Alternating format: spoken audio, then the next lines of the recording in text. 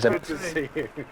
I'm Dan, how do you do? I've come to show you something. Oh, good. Do you want to come in? Yes, please. Come on in. Do you want to come in, my lord? Thank you, Ralph. Come on in. I've got this film. I'd like to show it to you, sort of understand what's going on. It's rather remarkable, actually. See if you can help me identify the scene that's about to unfold. Now, what about this? A team of oxen in the mid-20s? Yes. A chap coming in here. Yeah, that looks like my dad, actually. Does it? I'll stop it again. So that could be your father? Yeah, because he wouldn't be about that age, you see. That looks like Fred Kent, and God knows who that is up there. So what on earth does it feel like suddenly seeing your father as a young man moving in colour? Yeah. What does it feel like to see that suddenly? Well, it's astounding, isn't it? Because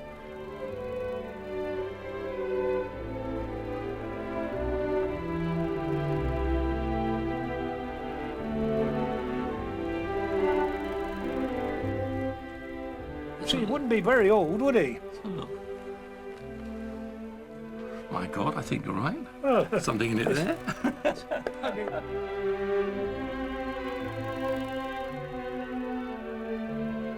So your father worked the team of oxen, did he? Good God, Jesse. He Wow. started on the estate when he was 12 years old. Good heavens. And the farm manager said, would you like to work with animals? And my dad said, yes, I would. He said, well, just not go back to school. I'll put it right with authorities. So after 12 years, he started on the estate. Okay, but these blokes, all these chaps, they ain't very big, but they could live a sack of 2.5 on the way to corn on their shoulders. Right. So can I But ask we you, couldn't do it today. did you like oxen? Oh, yeah, of course I like all animals, but I didn't want to work with them. That's Prince with a big orange look. And that's Darling there. My dad used to lift me on his back and give me a ride. I can see that Claude rather liked oxen because he shoots an awful lot of them. I mean, lots Yeah. of different views. I can't pick up where that field is on this particular film. Now, here we go. This is like... Now that's more like it, and I reckon that is what is now the middle polo field. It was made a polo field when Lady Apsley formed Sarchester Park Polo Club again. Do you reckon that's a polo field, as is now? Well, I'm not absolutely certain, but Ralph was there during that time. But how does it compare with 80 years ago? It's changed enormously. Yes. And I think that when one looks at it, the estate, there were so many people dependent upon the estate for a living. There were many people, Ralph, who was born on the estate. His father worked on the estate for 49 years. And it was an entire life. And many of the cottages on the estate were lived in by people actually working on the ground, whereas that is no longer the case. The in-hand farm has got bigger and fewer people working it. While Britain looked like a prosperous rural country, agriculture had actually been in decline since the middle of the 19th century. Since the 1920s, the number of farmers in Britain has fallen by a further 2/3. Claude was very keen on depicting Britain as a rural idyll. This shot is clearly set up. No one in their right mind will stand so close to each other using a sickle and scythe to trim a hedge. Claude's journey on the open road offered lots of opportunities to show off his all-new colour process. There's a rainbow round my shoulder and a sky of blue above. Oh, the sun shines bright, the world's all right, 'cause There had been other films in colour before this, but Claude was the first system that, in theory, would be available to all cinemas worldwide. I'll be warm 'cause I'm in love. Hallelujah. The world at this time was silent and in black and white. The attempt to perfect moving pictures in colour was an obsession that was to dominate the Frlese-Greene family. Claude's father, William Frlese-Greene, was a pioneering filmmaker who had dedicated his life and all of his family money to developing colour film. Seen here with Claude, his father's biocolour system was beaten to it by a rival, Kinemacolour. A legal battle ensued, which Kinemacolour lost, but William's experiments with colour were halted by the First World War. Claude's own experiences of fighting on the front line of the Battle of the Somme would have a deep and long-lasting effect. When his father died in 1921, he took on the job of perfecting the new colour system. The open road films are a highly romantic, patriotic vision of Britain. They are Claude's portrait of a country still coming to terms with the recent trauma of war. Here's Claude himself demonstrating his red-green colour process, and in particular, the fringing problems associated with movement.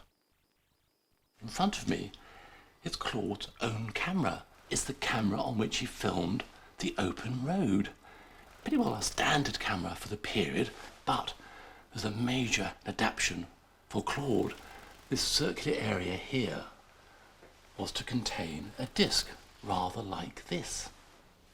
The disc had two filters, a red one and a yellowy green one. As it spins, the film absorbs the red light and the blue-green light. The black and white positive print was then dyed red and blue-green on alternate frames, and when projected at fast speed, created the illusion of colour. The version of The Open Road we are looking at was carefully preserved, restored and printed from Claude's original negatives by the British Film Institute. Inadvertently, Claude's films are a documentary of Britain in the mid-1920s in glorious colour, some 15 years before the famous Technicolor films Gone with the Wind and The Wizard of Oz. We pick up Claude's journey in Raglan, across the border in Wales. Everywhere he went, Claude charmed people into appearing in his films, like this couple visiting the ancient castle. Then, having a picnic right by the side of an A-road was much safer than it would be today, and it was also quite a pleasant thing to do. Claude artfully arranged this colourful scene with one of the women dressed almost entirely in red, eating tomatoes with oranges for pudding. These women, who were sitting by their cars enjoying their lunch, had a very newfound sense of freedom. Women learned to drive during the First World War while their men were away fighting. The war was a terrible but strangely liberating time for women because they got the opportunity to do all manner of new things. They gained a new sense of independence. And of course, in 1918, women got the vote. The only women aged 30 or above. For women, it was a truly exciting time to be alive. The end of Edwardian strictures brought the liberation of the 1920s. More women were working in service and clerical jobs. Fashion went through huge changes as well, with short bobbed hair, cloche hats, looser dresses and no corsets. Claude had a real eye for the ladies. There are noticeably more women than men in his films. Dressed in the new brightly coloured fabrics, they showed off his colour process beautifully. She's got eyes of blue, I never cared for eyes of blue, but she's got eyes of blue, and that's my weakness now. On to Tintern Abbey for a traditional touristic view. Although he clearly had a problem with his image, the colour flickered. In Chepstow, we find two of Claude's favourite subjects, children and animals.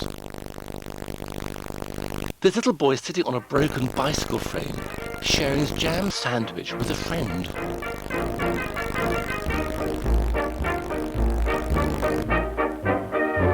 The range and choice of subjects Claude filmed varies greatly in The Open Road. Here in Cardiff, he seemed to shoot as much going on as he could. He even made the effort to get on the top deck of a tram to film the high street.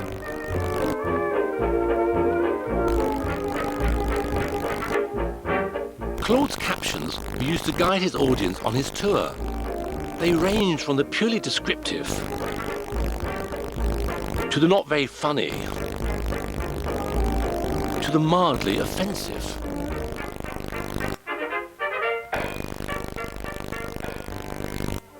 The next films of Cardiff are a seemingly random collection. Some boys in the distance playing football in a park. A little boy in a red shirt.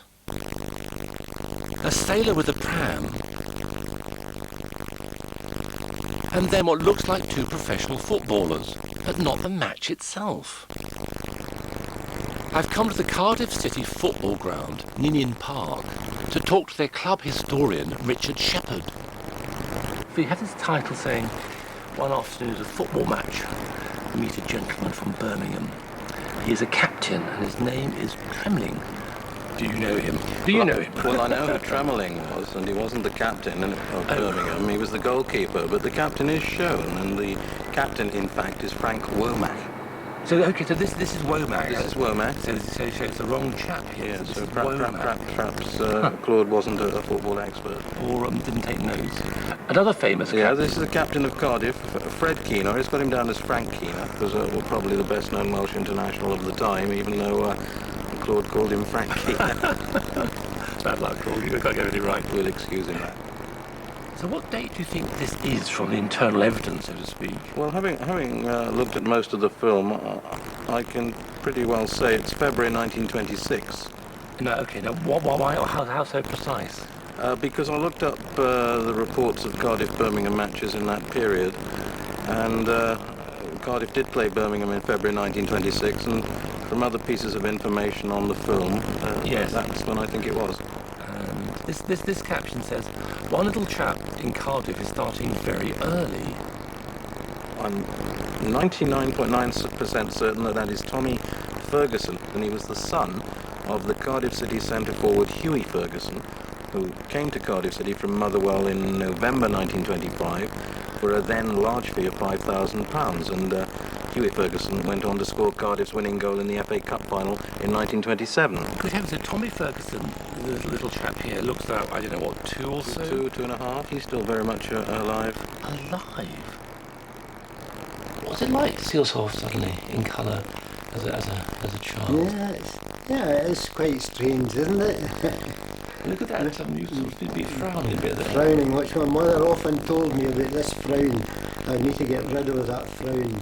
Smile more. Of course, one's trying to work out what's going on, and I imagine at this point Claude was telling you what to do. He must have been saying, move left, move right, because you seem to be sort of responding to some instruction. You look a bit perplexed, actually. Exactly, that's just what I was trying to say. What do you feel? Do you feel he's a stranger to you now, or do you somehow... Yeah, obviously he's got to be a stranger, but probably some of the mannerisms, when you see him moving, I still have these mannerisms and still move that same way, and the sort of eyebrows down. Yes, feel slightly puzzled. I'm quite sure the park that where this film was made, we stayed only 50, 100 yards from it, Right. and I would be in that park every day with a ball. And you're talking about two years old, something like that there? I would be 2 at that time, yes. This is most of the team. I don't know exactly where they were going in this car or whatever, but they're in the car, and I'm the one who's obviously not in the team. And there you are, yes. That's my dad there. That's your father, yeah. Obviously, being a footballer and having a young lad in the family, he would want me to get a kick at the ball. Absolutely. And here you are kicking it around, and I see I know it's only 2 years old, so it's hard to have a memory stretching back, but if you dig really deep into your memory, you can't picture this guy with a big tripod doing this. Well, you're talking about 79 years, so... Very exciting for me also, by the way, because you're the first person I've met in the flesh who's in Claude's film, so it's amazing, it's sort of just this incredible link. I've been studying this archive for months and months, and now to meet somebody who actually is in it, it's incredibly interesting.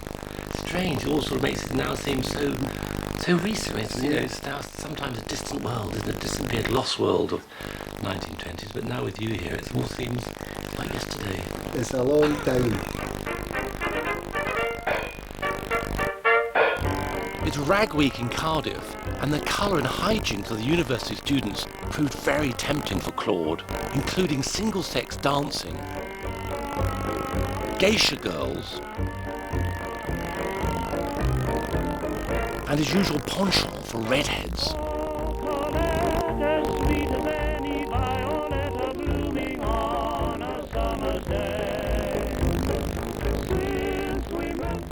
My heart Rag Week is a week-long series of events organised to raise money for charity. The idea seemed to have originated around 1900 in a rather peculiar way, with students getting hold of old rags and writing poems on the rags and selling the rags to make money. Most bizarre. Certainly, though, judged by Claude's film, by the mid-1920s, the main event of Rag Week was for the students to dress up in outlandish, bizarre and rather daring costumes. The students gathered on the lawn in front of the main university building. Claude featured the girl wearing a red and green scarf, of course. The pirate or gypsy look seems to be popular, especially with what looks like boot polish on their faces.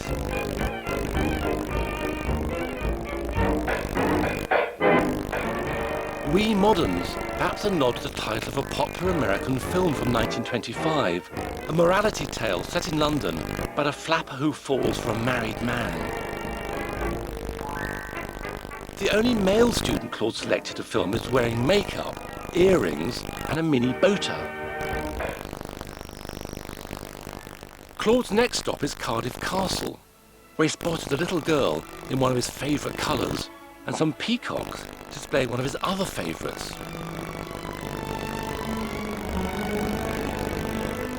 The aristocrat who owned Cardiff Castle was the Marquis of Bute.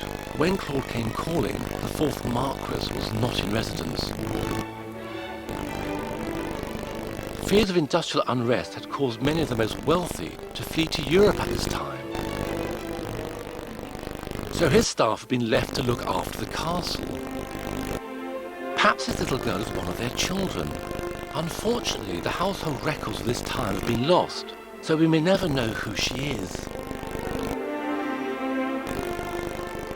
Back in the 18th century, Lord Mountstuart, who became the first Marquis of Bute, had acquired several estates, and the family had a huge influence over South Wales and the city of Cardiff. When the coal industry took off, the family built the Glamorgan Canal from Cardiff to Merthyr. This shot shows a barge laden with filled briquettes on its way to the Bute docks. The second Marquis had built the docks in the early 1800s, and by the time Claude filmed, it had become the biggest and most prosperous port in the world. In the foreground of this shot, you can see coal, which will have come from the mines via the canal to the docks, while the timber being unloaded has been imported from the Baltic for pit props, ready to be taken back to the coal mines in Glamorganshire.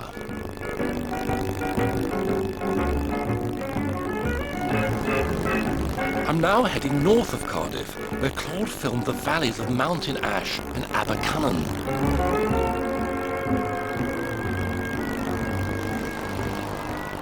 This is the road Claude would have used.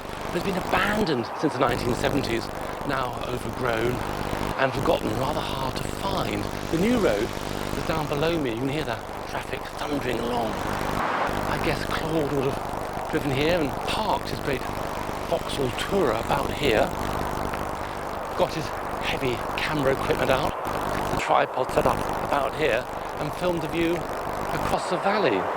Another example of this, of the way Claude didn't like to venture too far from the car with his heavy equipment. I discussed Claude's films with Brian Davis, the curator of the Pontypridd Museum. It's the landscape that I remember in my childhood, so I can recognise every structure in that view. And of course it's unique because there are individual photographs of that scene, but nobody else has taken a panoramic shot like that of a South Wales valley which was in its time economically of enormous importance. The collieries were in a row right down the centre of the valley, between them employing about 5,000 men at the time. For several decades, this was boomtown in a way. People didn't come here because they were walking into poverty. They came here because they were walking into comparative affluence. Wages in the mining towns were much higher than they were in agricultural areas. Large numbers of people came here from England, from the English rural counties. There were quite a few from Ireland. There's a Catholic church here. The Irish came after the famine. Initially one almost feels things haven't changed, but really it's utterly different, isn't it? It is totally different, even in my lifetime. The most obvious difference, superficially to be honest, is the sound of the place. The absence of certain sounds. The day was punctuated by blasts from the colliery hooter, starting at 5:30 in the morning. Well, to get the chaps up, say 5:30 to get you up, 6:30 to tell you that the men had started to go down, 7 o'clock to tell you that if you hadn't got to the pit by then you could go home. Lose a day's wages. And lose a day's wages, and so on throughout the day. Interesting, isn't it? But of course, Claude was filming here in early 1920s. Again, by chance, he caught a fantastically interesting moment because it's just a few months before the general strike. So he caught the area just at the turn. The peak of coal output and employment was during the First World War. From the end of the war onwards, South Wales began to lose its export market. The pressure was on from the coal owners for reductions in wages. Unemployment was becoming a serious issue. Right. Nearly every strike in the coal mining industry, contrary to popular mythology, has been against wage reductions, not for wage increases. So people would have been very apprehensive. This was a community that had come into existence because of one industry, and the future of that industry was threatened. All the collieries in a row down there, they've all gone utterly different. Claude didn't stop long in the industrial areas of South Wales and Cardiff. He got back on the road and drove out of Wales,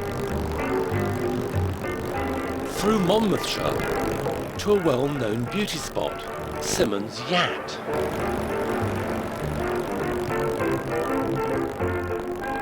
Claude was a clever filmmaker, a bit of an illusionist.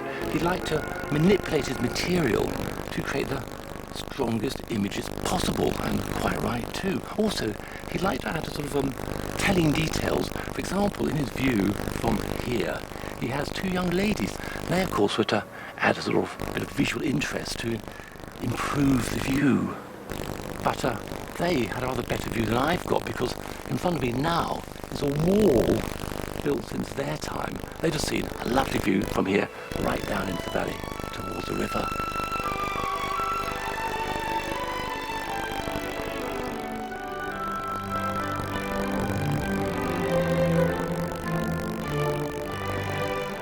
Claude's picture of Britain was aimed at both the domestic and the American market. His carefully selected picture postcard images, like this of Kern Bridge, shot from Goodridge, and St Margaret's Church at Welsh Bicknor, provide us with a documentary record of this country at the time.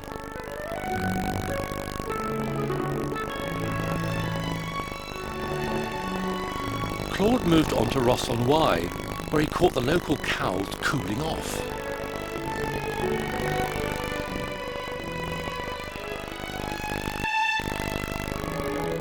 As he journeyed through Herefordshire, he came across this gypsy camp. We found Tom Boylan, the grandson of one of these families. This is a group of women and children by the cauldron, by the fire. So can you tell me, Tom, about the life the family lived at this time in the mid-1920s? Well, they lived in these caravans and they just travelled around the country. They had no permanent home, always moving? No, they were always moving, yes. So fully nomadic? But mostly it was in the Herefordshire, Shropshire area. So they had a kind of route, an annual route? They never went out of that area. And they were picking hops in the season for hop picking? Oh, yes. And also otherwise, the rest of the year, what did the family do?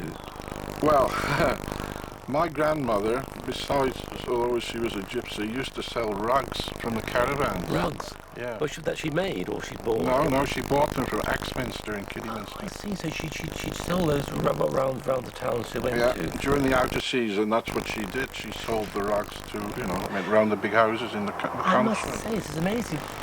Yeah, that's my grandmother with the brooch. She always wore black and she always wore a hat. Whenever you see her, that's all she wore. And she's wearing black, of course, with this great big brooch at her throat. You say you've got it? I've got it here. What an amazing piece of work. And there it is, a big round A brooch. And there she is wearing it in Claude's film. Who is this? That's her daughter. Her daughter. Your aunt then? Yeah.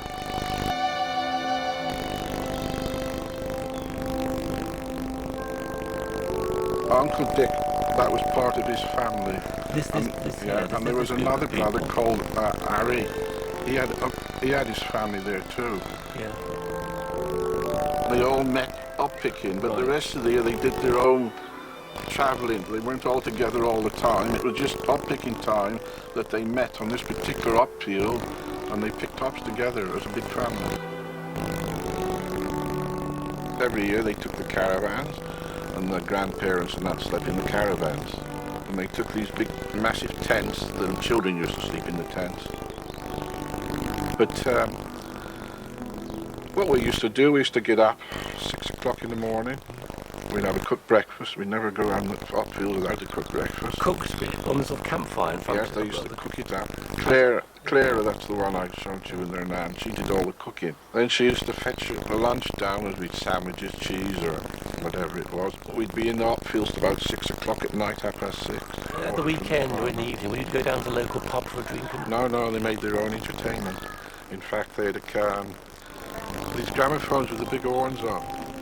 One of the 78s records. And they used to be playing those all evening and singing and dancing. We had a great time. It just died out now. It isn't like that anymore. It's home where the heavens are brighter, and there's a welcome on every smiling face.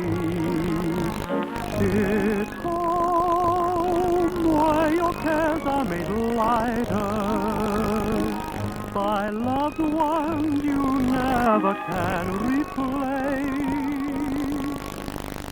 The Open Road is a romantic, sentimental portrait of rolling countryside and green fields.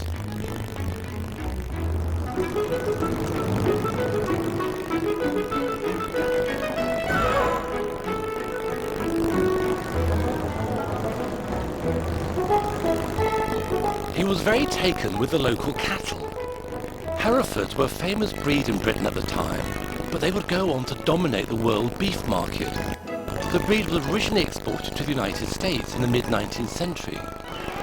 They also went to South America, New Zealand, Australia, and South Africa. Claude filmed these farm workers taking a well-earned break.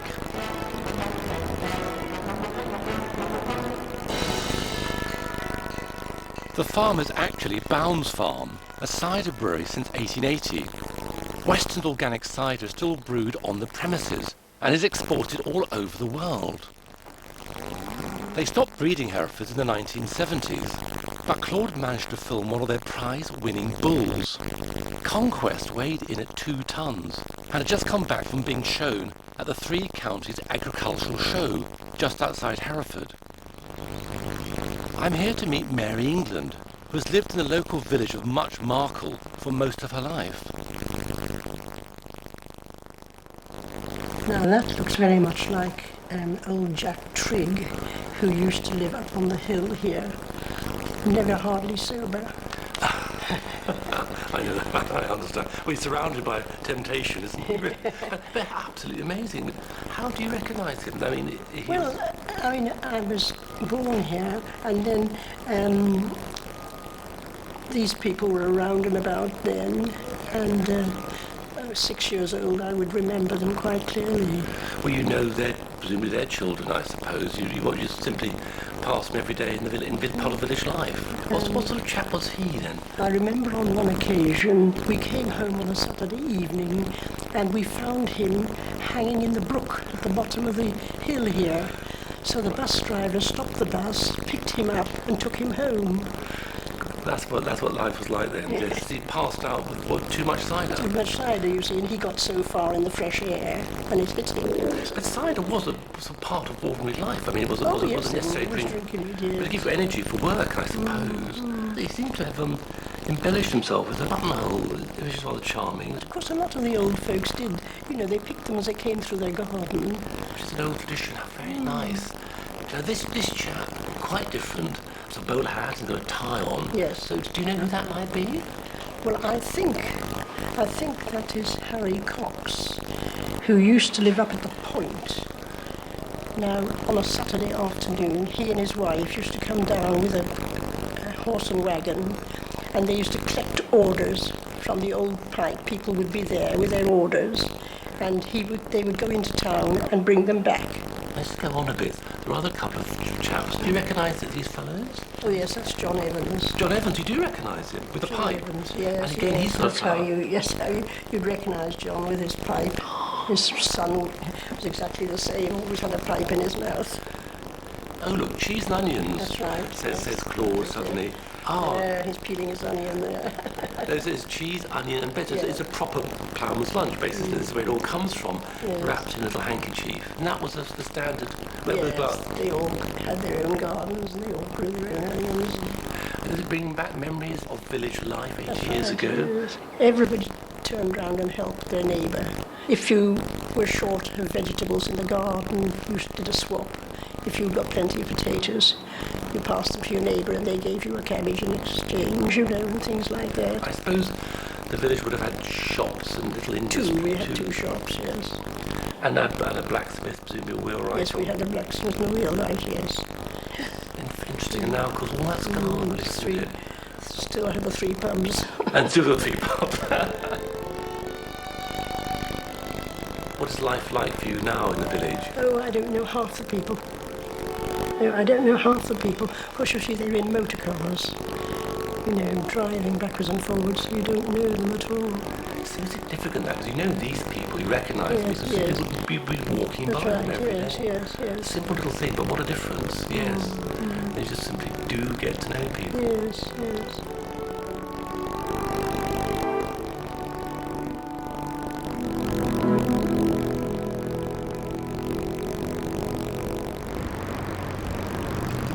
It's ironic that the very thing that Claude celebrates in the open road, the motor car, is what has changed the country so completely.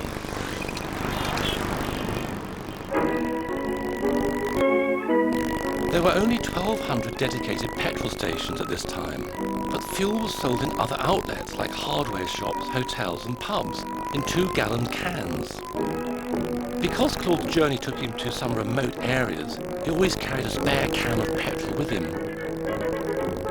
The first petrol stations were only built in 1919, so they were a relatively new phenomenon.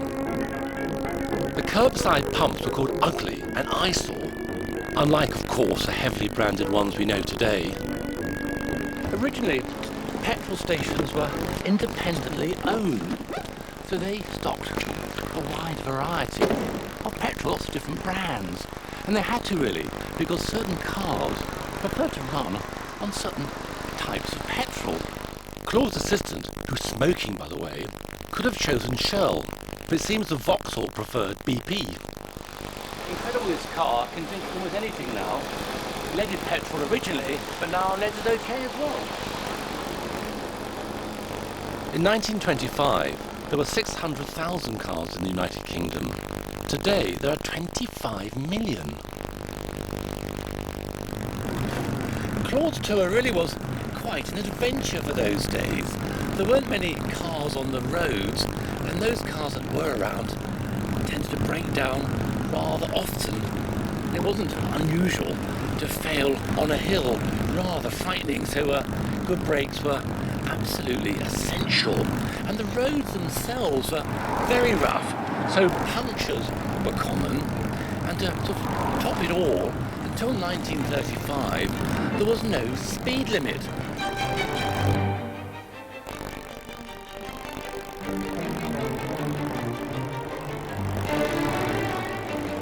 Claude continued his journey from Herefordshire through to Shropshire,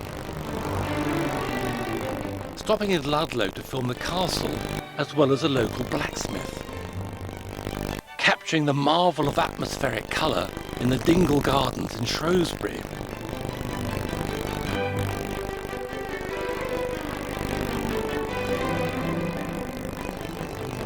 Then on to Market Drayton's High Street to see the milk being delivered.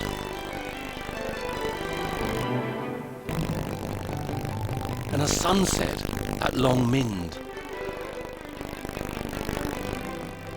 From the rural idyls of the border country, he stopped briefly at the Trent Valley and the bleak industrial vista of Stoke-on-Trent. Claude took the opportunity to show off his all-new colour process at Wedgwood's famous Etruria pottery. He rarely filmed interiors as there wasn't enough light to expose the film properly. But in the Wedgwood factory's enamelling department, his walls of windows gave him ample opportunity and all the light he needed. In the 1920s, there were 735 people employed at Wedgwood. There are now over 2,000, and it's one of the few industrial-scale potteries in Britain.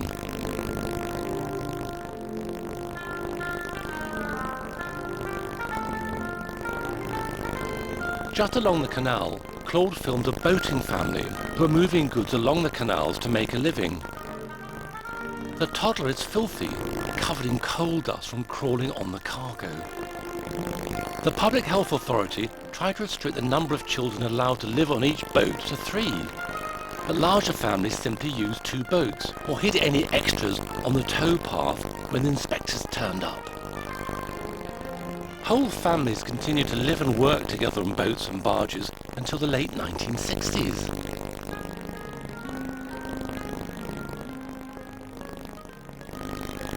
Claude drove north to an entirely different location, Liverpool's docks. This is the Canada Branch Dock No. 1, filmed from the RMS Adriatic, which was owned by the White Star Line, the same company that built the Titanic. The RMS Adriatic was a Royal Mail ship. There was a fledgling airmail service, but 90% of post was still going by sea. The Royal Mail had contracts with travel companies, so along with the post, it took the Adriatic 2 weeks to transport her 2,800 passengers to New York. The captain was Frank E. Beadnell. His predecessor was E.J. Smith, who in 1912 was promoted to captain the Titanic. It's not an ordinary gal that I love, for she was sent to me from heaven above. Next stop, Lancashire, via Southport. My extraordinary gal, she's got a lot of something I crave in her dreamy eyes. I'll tell the world I'm only her slave, how I idolize her. Claude stopped on his way to Blackpool in an unnamed Lancashire village, who put a picture in the Lancashire Evening Post to discover its location, and Albert Clayton, a local historian, contacted us to help. I was flabbergasted. I thought, what's our house doing in the Lancashire Evening Post? I was born there, yes, in 1938. Then we've got the washing on the hedge, which was quite common. My mother used to do that, and there was an advantage to this because the wind blew through the hedge from underneath, and of course it blew on top as well.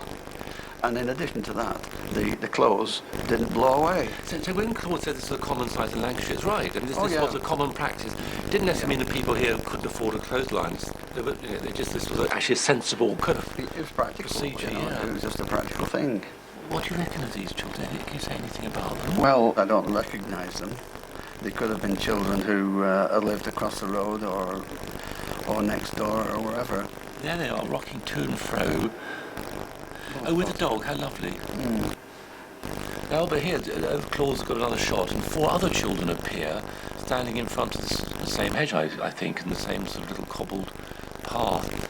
Do you know who these might be, these children? Well, they are the Cross children who lived at the house where I lived. There were 7 of them. 7 children? 7 children, yeah. And their father, Thomas, he died in February 1919. So this time there was 8 human beings living in that rather small... Yes. My goodness me. The one on the left is Jim. This chap here, yeah, yes. Yeah. And then there's a child there with blonde hair. I don't know who that is. Could be some relation. Yeah. Then there's Grace. The girl here. Yeah. Yes. And then Dick, or Richard, on the right-hand side with the cat. There's another one called Ewart. Another brother, right. Another brother called Ewart. They're all wearing clogs. Yeah, we used to wear clogs because across the road was a clogger's shop.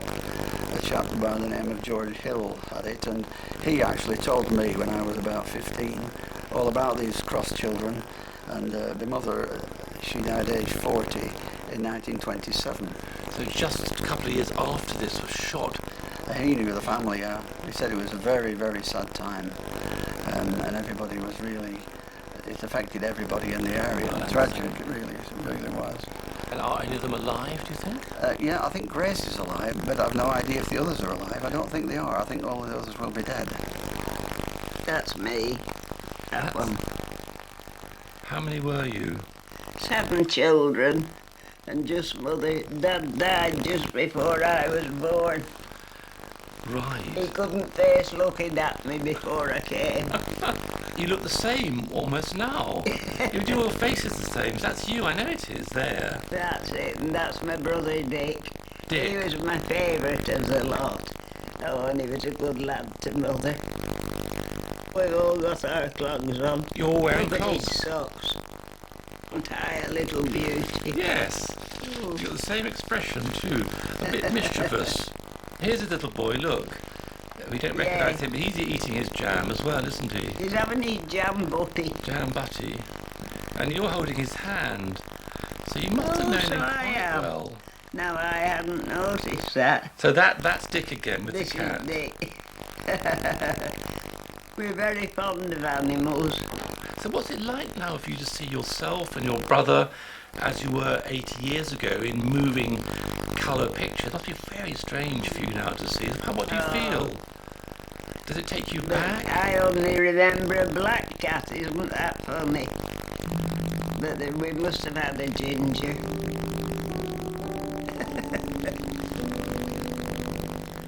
Yeah.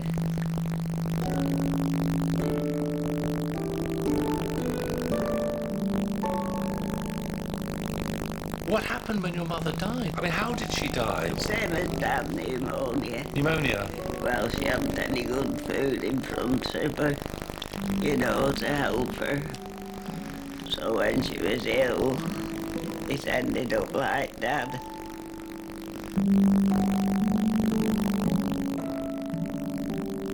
She was wonderful. And how long was it before you were separated from your brothers? I mean, was it Well, quick? immediately Mother died. There was nobody wanted as much. You left the house we'd been Granny born. and Grandad never took us in. Who you'd have thought might have done if only one of us.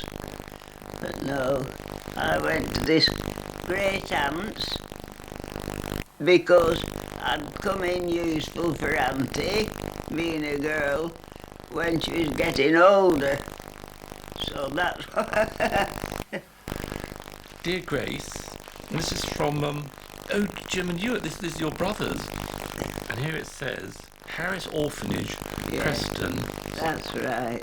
It says, hoping you are keeping well and fine. Also wishing you a Merry Christmas and a bright New Year. Yeah. Christmas will soon be here, so I hope you will have a jolly time. We both have friends who come to see us on visiting days. Golly. I'm sorry that you cannot come and see us. Poor Auntie will never let me go. Why would your auntie not let you visit your brothers in the orphanage?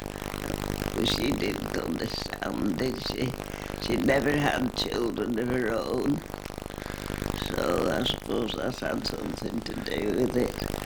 Wishing you a right good Christmas. Yeah. And a bright and happy New Year. We remain your loving brothers, Jim and that's Stuart, is it? Stuart, yeah. Did you receive other letters from them after this? I don't expect so. Because Auntie never let me answer. She didn't let you answer. She didn't want you writing to your brothers. Why? I don't know what it was. It was just her way. This is very sad. But thank you very much for letting me see that. I've always kept that one. I don't know why. The fact you've always kept it says just a lot. something to hold on to, isn't it? Yes.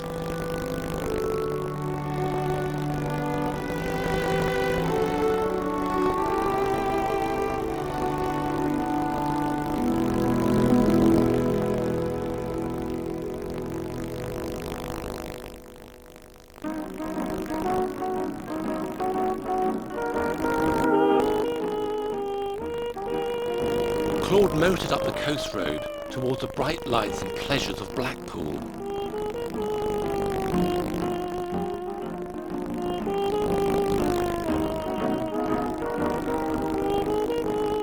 He arrived to film the North Pier and the world-famous illuminations.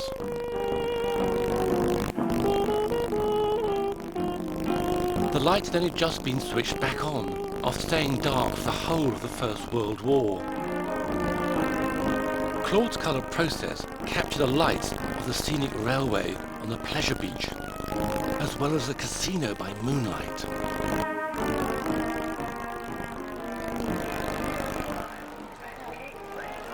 Blackpool had been a major holiday resort since 1900.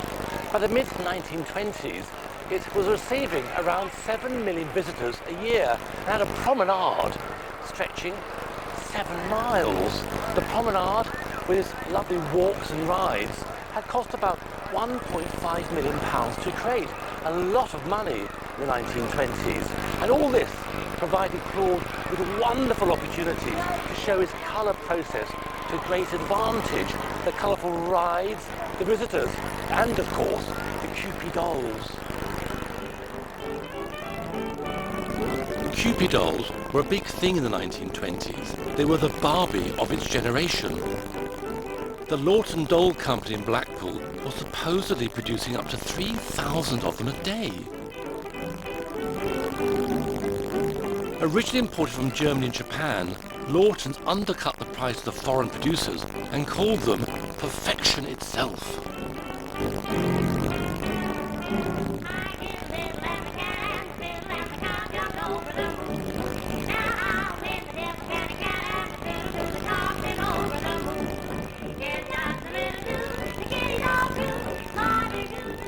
George Valentine Tonner, one of the owners of the Cupid factory, also ran a number of other concessions at the pleasure beach.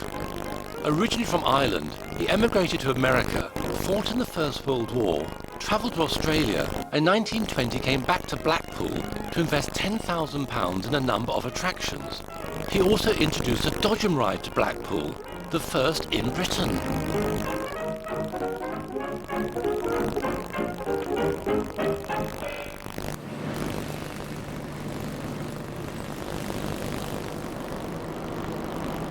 Claude travelled north to the Lake District, the original literary tourist destination.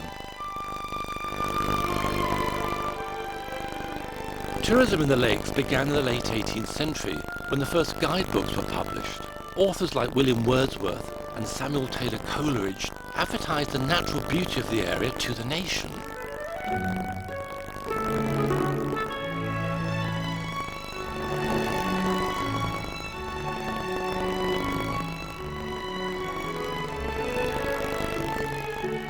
Claude's colour process beautifully captures Coniston water and Derwent water in the autumn. He even manages to find 2 ladies, one in a red coat and the other in bluey green, to enhance his film. The films focus on new outdoor pursuits, which were becoming popular in the 1920s, like climbing and fell walking. One series of films focuses on this group of climbers, and in particular on the rather bohemian-looking guide. I've come to see Audrey Solkeld, a climbing historian, to see if she could help me identify him. So just sing out if you begin to recognise anything, anyone, or particular locations, I suppose. So 3 people walking, looking round. And this is the guy who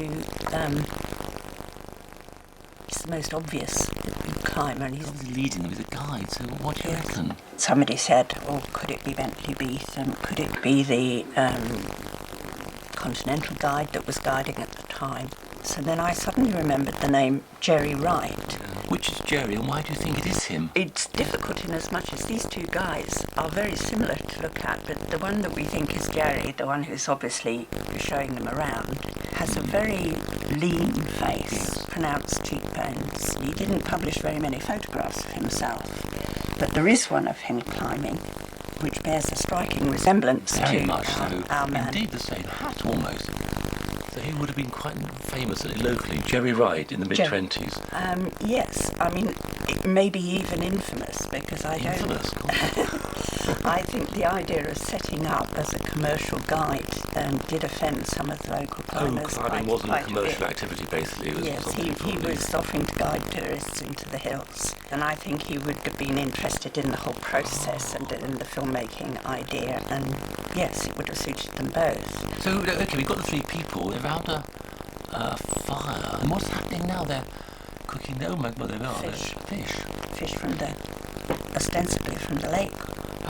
But now, look, this chap has got sort of scarf tied around it. It's got a very flamboyant scarf. There we are, that's a very good close-up of him. So what about the others then? I mean, any idea who these might be? This young lady, rather fashionable, cut to her hair.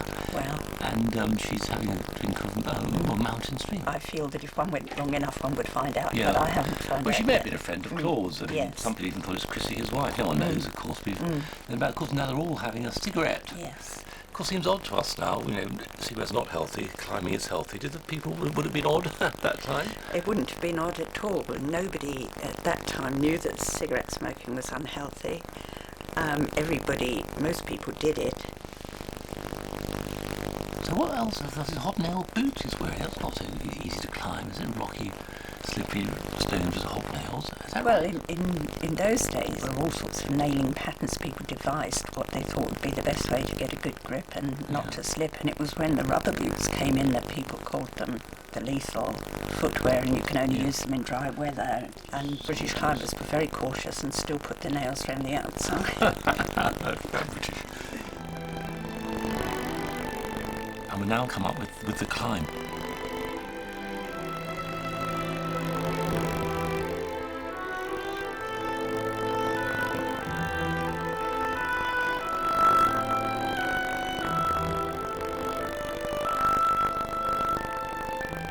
Here we go, they're now roped together, so implying this is sort of a serious bit of climbing. This is Jerry, our leader, and he's belaying the next person out. They're making a bit of a tangle at the rope. He was committed socialist. He didn't think that who a person was or where they were brought up should make any difference to them. If they wanted to climb, they should have the opportunity. He also thought that mountaineers had a bond wherever they were.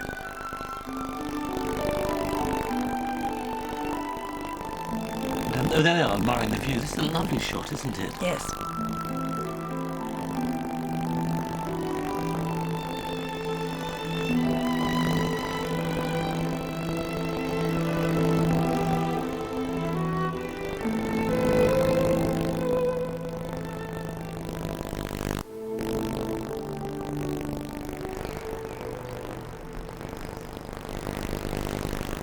There's something rather baffling about all of this.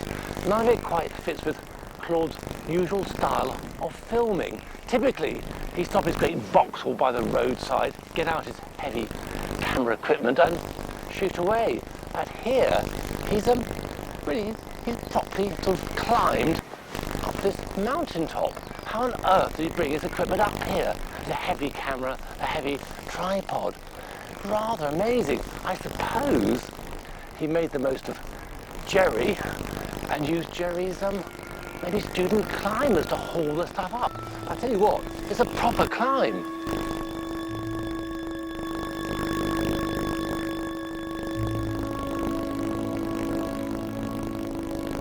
When Claude was filming, of course, most of the Lake District was privately owned. So climbers and guys like Jerry would have to have got permission to climb or walk on the land. A few years after the film was made, conflict between ramblers and landowners led to the mass trespassing movement. In the late 1940s, after lobbying from pressure groups for public access, the post-war Labour government created the national parks of England and Wales. The Lake District became one of the first of these in Britain in 1951. In 2006, nearly 60% of the land in the Lake District is still in private ownership.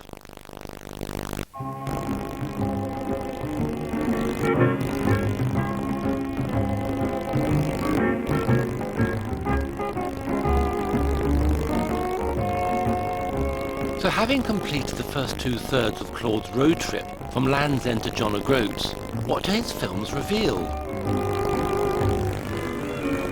Claude captured, by chance, Britain at a point of fundamental change.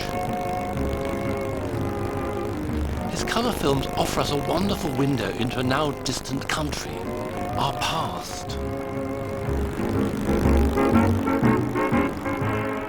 In the final programme, we cross the border into Scotland. We find out what happened to Claude and his colour process. And we reach the end of a magical journey. If you'd like to see more of Claude's open road films, then go to bbc.co.uk/history, where you can watch all the archive on broadband.